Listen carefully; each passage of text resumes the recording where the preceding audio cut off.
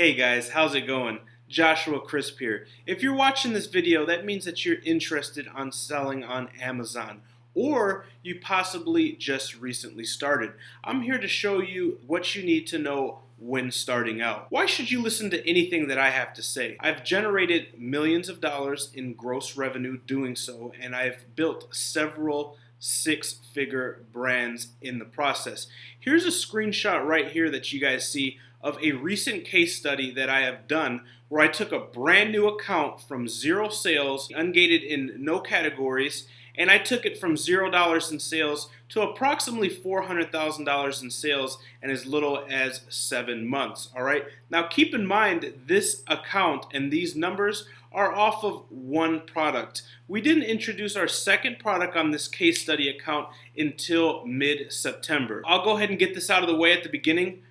For sake of video time, I'm not going to dive into each and every aspect of this video because I've already done so and I have videos that explain each and every step. So I'm going to cover it in this video, and down below I will have links to those videos. That way maybe you already learned about that, or maybe you want to learn about that section or that part. You can go directly to it and you can view those different videos where I go super in depth and in detail in those different videos. So let's start with number one. Number one is product research. All right, this is the most important part of private labeling on Amazon. This will make or break you and make you profitable or non-profitable. All right.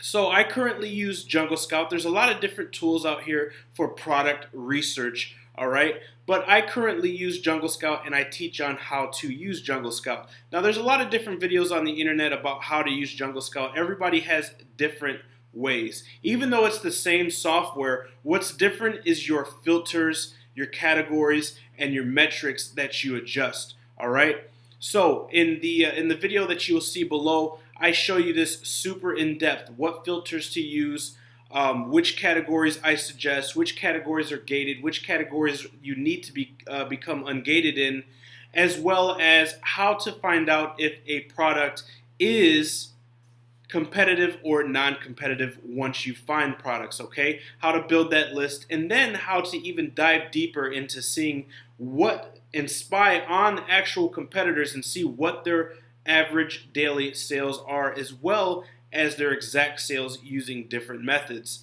I also show you, and we also talk about how to find out if the product is seasonal or a trending product. This is super important when you're doing product research. Not only is it important to, number one, find the product, and number two, make sure that the product is selling, because see, a lot of these softwares, they use artificial intelligence, okay, and they're generated. But I have tricks and methods that I've accumulated over the last 3 years to find out exactly what they're selling and how to spy ethnically on your competitors to see what they're selling. You don't want to go into a niche or a market or a business endeavor out of the open and not knowing what's going on a gamble, okay? So, like I said, the most important thing as well is finding out to see if it is a trending or a seasonal product, okay? And I also show you how to do that. After you find a product, all right, and you establish what the sales are, you establish that it's not a trending product, it's not a seasonal product, we go into number two, which is sourcing the product and finding a manufacturer or supplier. Okay, a lot of people think that this is easy. You just go on there and you pick the person with the lowest price. It is not. Now, the website that I recommend and that I use is Alibaba, all right? Now, this is a B2B global trade website where you can go and you can find manufacturers for various numerous types of products, pretty much anything you can think or dream of, all right? Now, there's multiple different criteria that I recommend, and like I said, the video will be down below. I show you super in depth how to choose the supplier, what criteria to look for, what differentiates a trading company from a manufacturer, and all these essential tips that you need to know to make sure not only you get the lowest price possible, but you get a product that is of good quality, because it's not all about the price, it's about the quality. You want to get into Amazon for the longevity. You don't want to make a quick buck fast and then get a 2-star rating and then your sales plummet. You want to have longevity. You want to build a sustainable business selling physical products where you have not only residual business, residual customers that come each month or maybe bi-weekly depending on what type of product you have, but you want to have a good review, you want to have a good reputation. All right. Once you narrow it down to 2 or 3 different suppliers, I usually recommend narrowing it down to 3, going through all the pages, following the criteria, and finding the best 3 suppliers. Okay. Some of those things on the list on the criteria are obviously price is going to be very important, but how long does it take for them to get back to you in correspondence? How long is their manufacturing time? What are their manufacturing capabilities? Can they bundle? Can they modify? Can they private label or offer packaging solutions? Do they offer molds, injections, etc.? So there's a lot of variables to that. Once you narrow it down to those 3, I highly recommend getting a sample from each of those suppliers. Okay, this is going to kind of familiarize yourself a little bit more with the process as well as with that supplier. You'll see who communicates better, who speaks better English, who ships their product better, in reference to being wrapped. This is super huge because attention to detail is very important for me. If I receive a sample and it's just slammed in there and it arrives defective or broken, I know that they lack attention to detail, which is very important for me. If you get vice versa, if you get one that's nicely bubble wrapped, taped, it's very nice, it's functional, it works, then you know that that supplier has attention to detail. Okay, you want to check these 3 samples out, and not only are you getting these samples to see which one has the best quality, which one's going to work better for you, that's going to lead into creating your listing, which is number 3. Once you eliminate the other 2 samples, okay, and you choose the one sample that you like or the manufacturer that you like, now you have a physical product that you can send to a photographer to take pictures of for your listing, or you can take the pictures yourself. All right. In reference to samples, sample costs depending on size, all right, as well as the type of product it is, can range anywhere between $30 and $100 per sample. You might be thinking that's crazy, that's expensive, but it is super worth it, and that's just the cost to do business, okay? So when we go into creating your listing, I'm not going to go in depth with that, all right, because it's pretty self-explanatory, it's pretty intuitive, all right? You just answer a few questions and you create your account as well as your listing, all right? So once you get that sample, that'll allow you to start your listing, all right? You want to fill out your description. You want to fill out your bullet points, all right, which is going to describe the product, talk about the product. Of course, your title, which is up in the header, which is very important. These are different areas, not only where you can describe your product, but you can also get keywords in your listing. All right, so like I said, and I'll mention a couple times throughout this video, down below will be reference videos that I have already done showing you how your photos should look, what photos sell, what photos you should not have, how your header should look, how your description should look, how your bullet points should look. Should you get HTML? Should you not get HTML? What is HTML? What are keywords? How to find keywords, etc. All right, and that will show off page and off page, or excuse me, off page and on page as well. So after we have our listing created, we want to go into number 4, which is shipping our product. All right. So we already have the product research. We found the product. We sourced the product. We have a supplier, or manufacturer. We received our sample. Once we give the green light, okay, it is time to ship the product.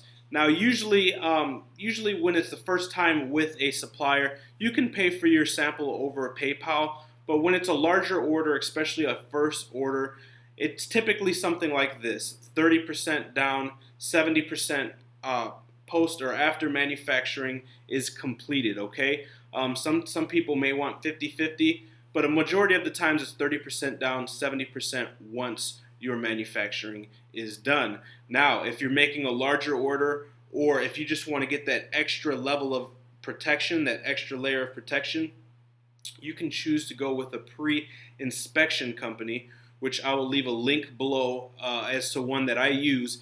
And this ranges in between $99 and $299 depending on the length of the inspection, the type of inspection, the type of product, the area, the location, etc. What this is going to do is they're going to go review the product, test the product, try the product before manufacturing is complete. This is the easiest time to rectify any discrepancies or modify, change any issues or anything that you have not thought of, all right? It is a lot cheaper and it is a lot more effective to do so while it's still in the manufacturer's facility versus it being stateside and being defective or there being a discrepancy with that. All right, so after we have that taken care of, it's time to ship our product. So you're going to go into Seller Central, all right, and you're going to create a shipment. Now, let me go ahead and show you guys this. It's going to look something like this. You're going to put the supplier's name, supplier's address, etc. Right here, you guys can see it. All right. Now, that's to go ahead and create the shipment. Once you do that, it's going to go in and it's pretty intuitive. It tells you step by step what you need to do. If you're confused, usually it says see more or learn more. And if you click that, there'll be a pop-up window that pops up on the right-hand side on Amazon's dashboard, the Seller Central, under Send or Replenish Inventory, and it will walk you through it. It's very intuitive, very simple. What you need to know is once you get past this and you put in your supplier's address, what's going to happen is it's going to give you the PDF. It's going to give you the option to print the labels, print the carton or the box labels, as well as pallet. If they're shipping pallet or however else you're shipping, it will show you. You can follow those steps.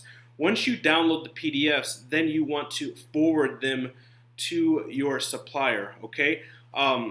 Now, you could choose the option to have Amazon do this. It's usually between 20 and 30 cents per box.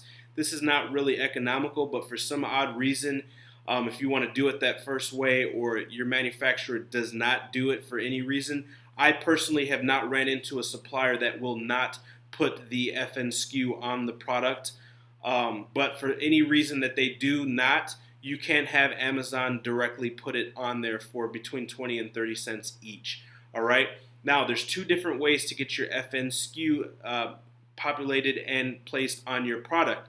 Number one is the little laser sticker, which you'll see if you've ever got an Amazon package. It's that little barcode on there. Number two, if you're having packaging solutions created, if you're having a box, if you're having any type of wrapping, anything created, or you can have it printed directly on the product. So you can have it printed on the label, placed on the box, okay? You can have it printed directly on the packaging, or you can have it printed on the physical product itself, but it has to be visible, it has to be scannable, all right? And I'll go ahead and throw this in there. Amazon's TOS recommends GS1 barcodes, okay? That's TOS compliance. They're super expensive. In over 3.5 years, almost 4 years, I have never had an issue with using a standard UPC code, okay? If you want to choose to be safe and use the GS1, I'm not disapproving or approving. I'm just telling you from my past experiences, I have not had any issues, okay? I know that there's been emails going out that they are cracking down on that, but I have never had any issues. All right, so after we have the products ready to go, they pass the inspection, we have our listing created. We went ahead and emailed the manufacturer the PDFs so they can go ahead and print the FN SKUs as well as the box labels and the shipping labels, etc., and put that bad boy on there. What's last is while we're waiting on the shipment to arrive. Now, typically you can ship by sea or you can ship by air via express. You can have your manufacturer take care of all the shipping, or you can choose to use a freight forwarder or a company that will do that for you. Whichever way you do it, there's going to be some time, typically between 2 and 6 weeks, depending on the method that you use, being air or sea. So what we want to use that time to do is we want to do the on-page and off-page optimization as well as marketing, which leads me with number 5. Okay, the most important two things to gaining momentum, gaining traction, and gaining those first initial sales are going to be a two-part system. Number one, sales. Number two, reviews. This is what's going to spike the algorithm and going to gain you sales and momentum in the beginning. All right. So we can do this through various different strategies, which there will be a link below, somewhere below, to a video where I've developed my 5 different product launch strategies, which is phenomenal. It goes over each and every one of these strategies, how to use them in correlation, when to use each one, which is very important, etc. I definitely recommend viewing that. But we have promotions, we have giveaways, we have sponsored ads, being sponsored ad placements via PPC on Amazon. We have discount sites like JumpSend. There's social media marketing, social media advertising that we could do, ads on different social media platforms. There's email marketing that you could utilize once again through JumpSend that's going to help with your reviews. But the most important thing in the beginning is gaining sales, getting reviews, okay? Now, this is super important. When you're starting out, you have to have a marketing budget. Even though we did that product research and we found a product that has lack of competition but demand, and we're tracking our competitors and we're seeing that they're selling 10 items a day, 20 items a day, etc., you have to take it with a grain of salt. These are listings that already have reviews, already have rankings, etc. So you have to have a budget for your marketing to get the momentum going. Almost every single time, your campaigns are not going to be profitable right off the get-go. Now, don't get scared. This is the part where everybody always gets scared. You have to do promotions, you have to do giveaways, which you're usually going to operate at a loss. But what this is doing is you're buying reviews ethnically, okay? You're buying traction ethnically through different forms of marketing that is TOS, or terms of service, compliant. All right?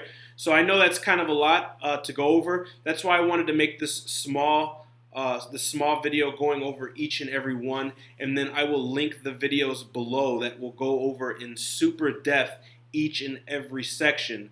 Maybe you've already watched or you've already learned section 1 and 2 or section 3 and 4, and you really need to learn or focus on section 1 or 2.